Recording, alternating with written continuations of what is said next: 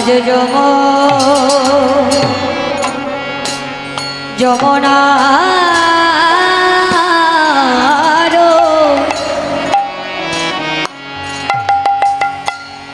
যমুনার ভাব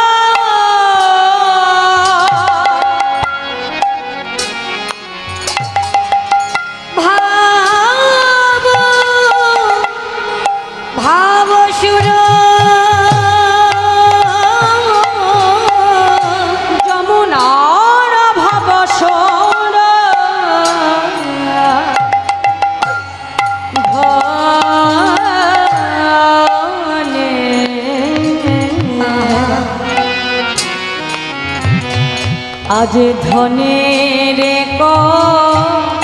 হেল আজ যমুনার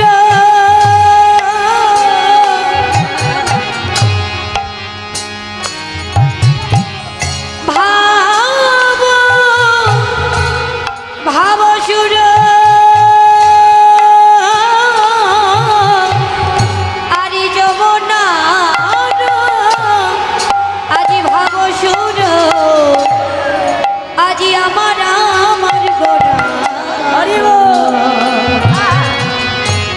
সুরধনির কহিল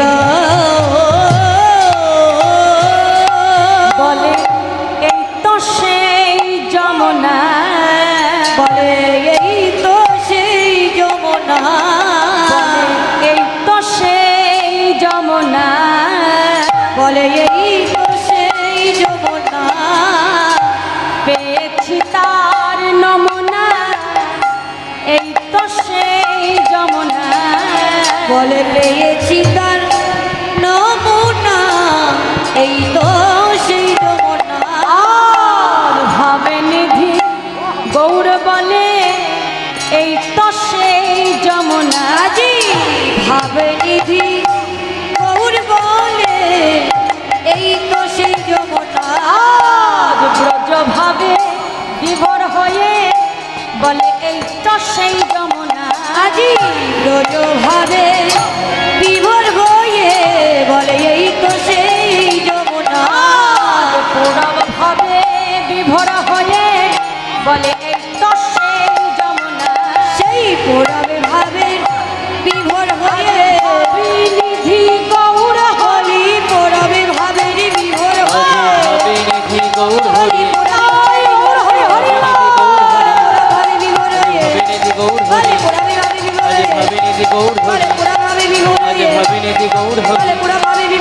বলে এই তো সেই যমুনা। সুরধনির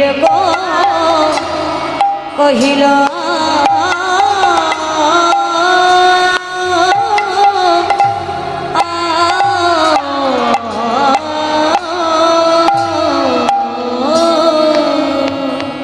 আজ বৃন্দাবন লীলা গোড়ার মনেতে পড়িল, মনেতে পড়িল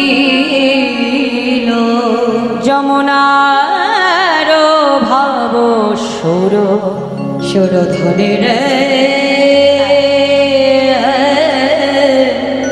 সুরধনির কহিল আজ বৃন্দাবন লীলা গোড়ার মনেতে পড়িল যমুনার ভাব সুর, ধনিরে কহিল আজ ভাবনিধি গৌর হরি আমার মাগো ব্রজ ভাবে বিভোর হলে, ব্রজ ভাবে বিভোর হয়ে আজ ভাগ্যবতী সুরধনী গঙ্গাকে দর্শন করে ভাবের আবেশে প্রভু বলছে এই হলো আমার সেই যমুনা। শাস্ত্রে বলছে বলবেন না কেন, ব্রজে যারা নদে তারা। বলছে যদি গৌর না হইতো কেমনে হইতো, কেমনে ধরিতাম দে শ্রী রাধার মহিমা প্রেম রস সীমা জগতে জানাতো কে। আজ যে আমরা এই যে এত মহাজন পদাবলী আস্বাদন করছি না, বৃন্দাবনের এই ব্রজ ভাব ব্রজ রসকে যে আমরা আস্বাদন করছি, সেটা কার জন্য? না আমার করুণার অবতার চৈতন্য মহাপ্রভুর জন্য। আজ মহাপ্রভু যদি কৃপা করে আমাদেরকে না জানাতো, তাহলে ব্রজের সেই রস মাধুর্যময় প্রেম রস আমরা কোথায় পেতাম বাবা? দেখো ভগবান তিনি লীলা করেছিলেন দাপর যুগে, কিন্তু আমরা কলির জীব। তাহলে আমরা কলির জীব হয়ে জানছি কেমন করে? না প্রভু তিনি কৃপা করে জানিয়েছে বলে আমরা কলির জীব ভগবানের সেই রস মাধুর্যমণ্ডিত লীলা আমরা সাধন করতে পারছি। এই করুণার অবতার আমার গৌর সুন্দর, তার মতো দয়াল কোনো যুগে হয় নাই আর হবেও না। দেখো মা, অন্যান্য যুগেও ভগবান এলে, সত্য তেতা দাপর, ভগবান কি আসেনি? এসেছে। কিন্তু তিন যুগের ভগবান আর আমার কলির ভগবান, তার মধ্যে কিন্তু আকাশ পাতাল পার্থক্য রয়েছে। কেন বাবা? পার্থক্যটা কোথায়? ভগবান তো ভগবান, আমরা জানি তিনি লীলার কারণে নানা রূপ নিয়ে অবতীর্ণ হয়েছে, কি মা তাই না? সত্য যুগে নারায়ণ, ত্রেতা যুগে রাম, দাপর যুগে শ্রীকৃষ্ণ, আর কলি যুগে রাধা গোবিন্দ মিলিত তনু গৌর। তাহলে পার্থক্য কেন বলছি? না দেখো, অন্যান্য যুগে ভগবান এসেছিলেন, কিন্তু কেন এসেছিলেন? দুষ্টকে দমন করতে, অসুরকে সংহার করতে, আর লীলা প্রকাশ করতে। দেখো সত্য যুগে ভগবান তার হাতে অস্ত্র আছে, ত্রেতা যুগে অসুরকে সংহার করবে বলে প্রভু রামচন্দ্র তার হাতে অস্ত্র আছে। কি মাত্র কি আছে রামচন্দ্রের হাতে? ধনুক, তাই না? রামকদণ্ড, রামচন্দ্রের হাতের ধনুকের নাম হলো রামকদণ্ড। ত্রেতা যুগে হলো, এবার দাপর যুগে ভগবান কৃষ্ণচন্দ্র, তার হাতের অস্ত্র কি ছিল? হ্যাঁ, সুদর্শন চক্র।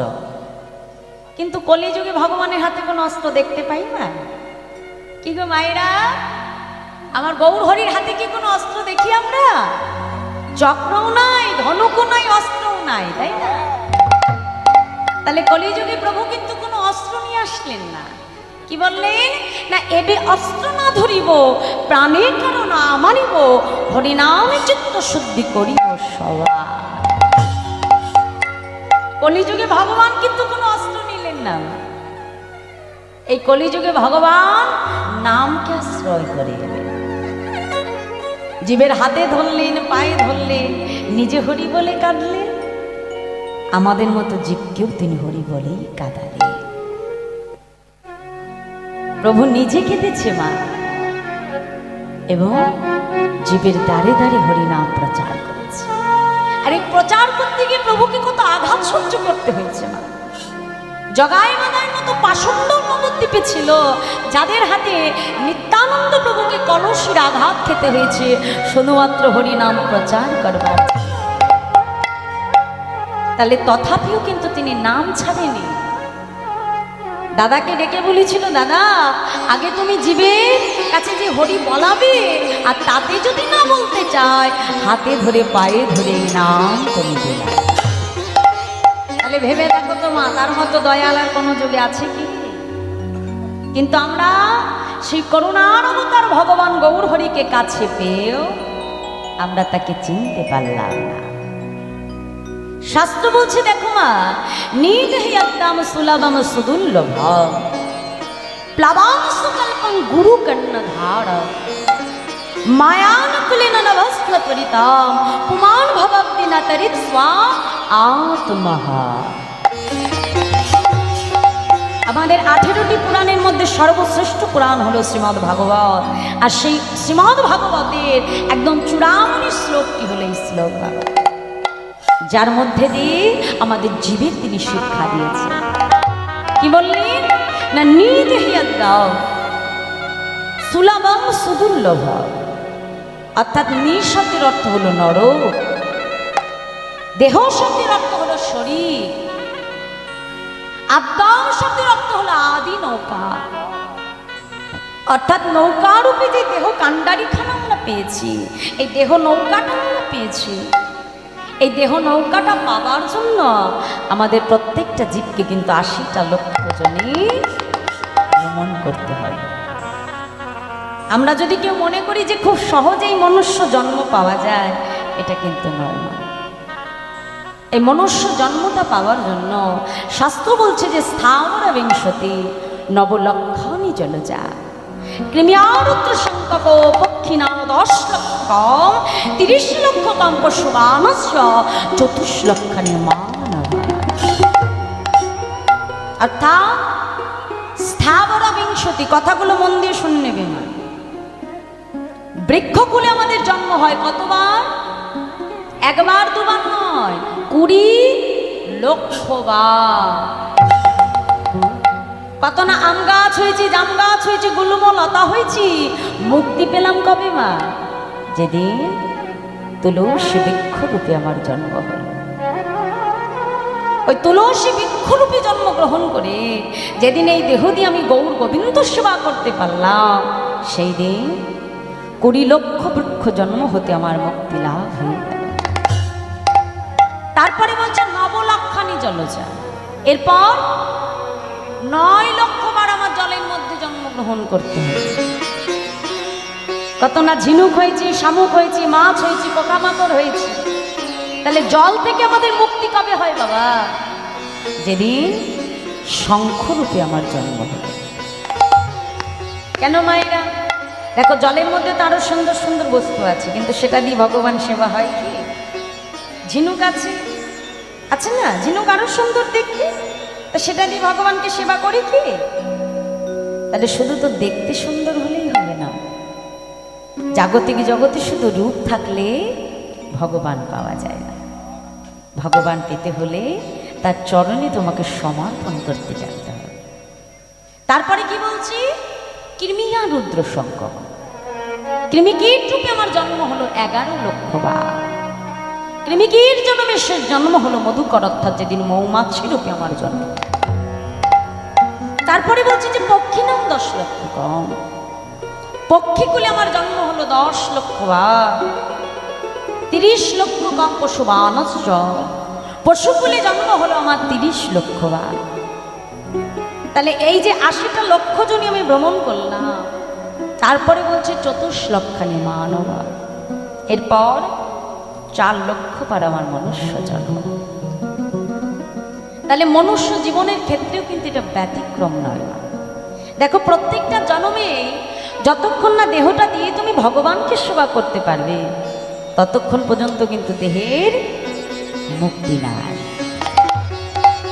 তাহলে মনুষ্য জীবনখানা পেয়েও মা, সে দেহটা পেয়ে যদি আমি তার সেবা করতে না পারলাম, তাহলে জানবে দেহেরও কিন্তু মুক্তি নাই।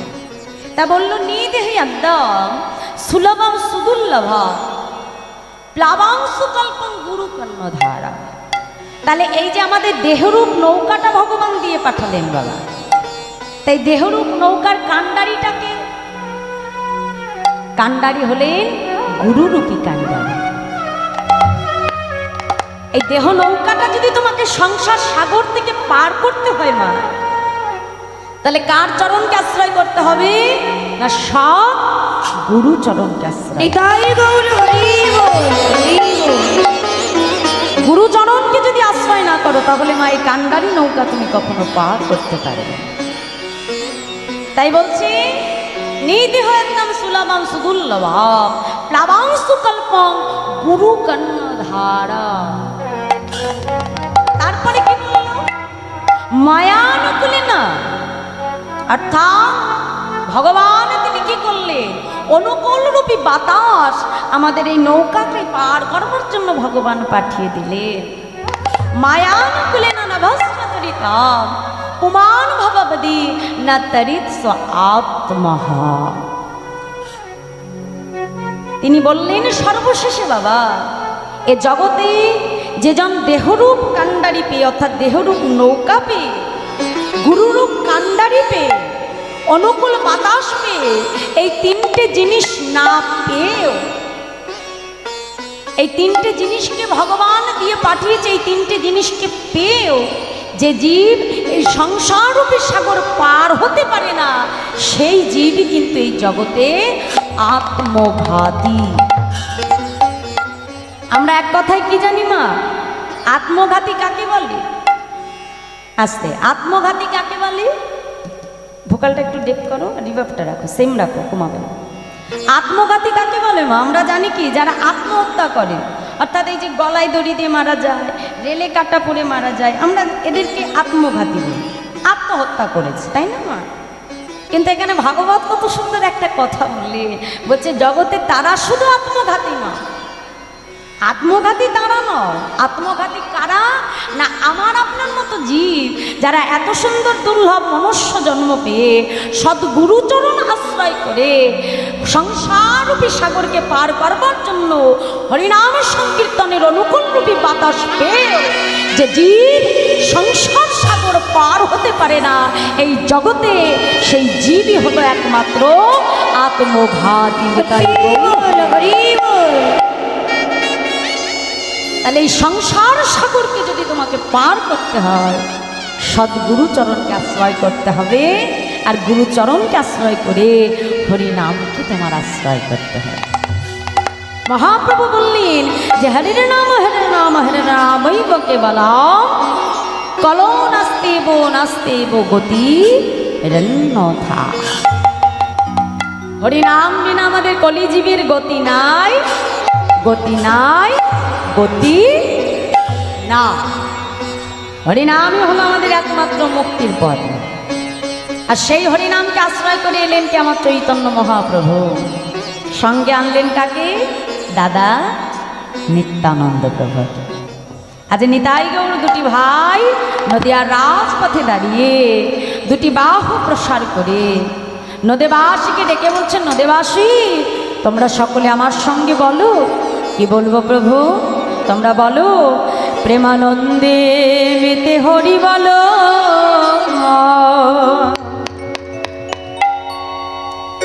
হরি নামের বন্যা যে এলো।